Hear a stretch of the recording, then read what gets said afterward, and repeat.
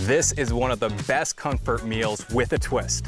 We're making Salisbury steak smothered in a rich mushroom gravy, but we're going to be using wild game today. You can use anything from venison, moose, elk, or even bear for this recipe. Let's get to it.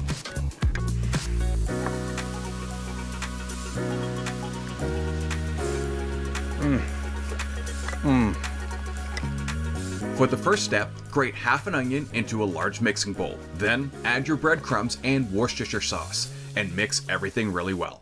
It's best to soak the breadcrumbs for a few minutes so they add moisture to the meat rather than drying them out. Now add your ground wild game and Italian sausage to the bowl, along with 1 egg, garlic powder, beef base, Dijon mustard, ketchup, salt, and pepper. Mix until everything is well combined, but try not to overmix here or the patties can become tough. We're using ground moose for our wild game meat today, but venison, elk, or even bear will also work great in this recipe. The Italian sausage is optional, but it does add the extra fat needed to keep the meat nice and juicy. It's now time to make the thick steak patties. First, form the meat into a ball, then pat them down to about 1.5 inches thick. You should be able to make 6 large patties for this recipe. Moving over to the stove and cooking in batches, heat up a large and deep cast iron pan to medium-high heat and add some high-temp oil. Once to heat, add your steaks. Cook for 1 to 2 minutes or until the meat is nicely browned. Flip and quickly brown on the other side as well.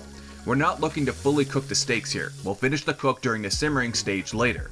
When the second side is brown, remove the steaks and set aside. Turn the heat down to medium and add some more oil if needed. Then add half a chopped onion, season with salt and pepper, and cook for about 2 to 4 minutes, just until the onion starts to become translucent. Now add your sliced mushrooms and cook for a few more minutes. You're looking to get some nice browning on the mushrooms here.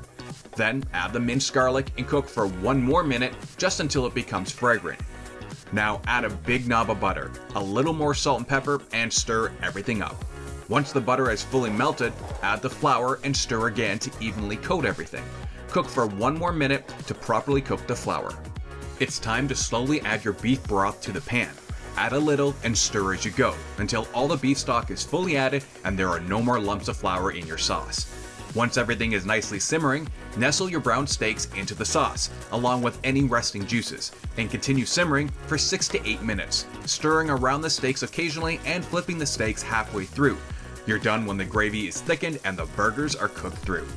Serve with some fresh parsley, a side of mashed potatoes and green beans, and make sure you smother the steak in that rich mushroom and onion gravy.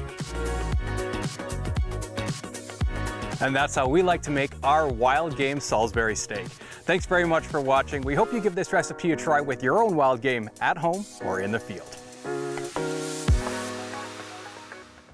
Hey folks, hope you enjoyed that video. Please hit the like button, comment, as we'd love to know how you felt about it.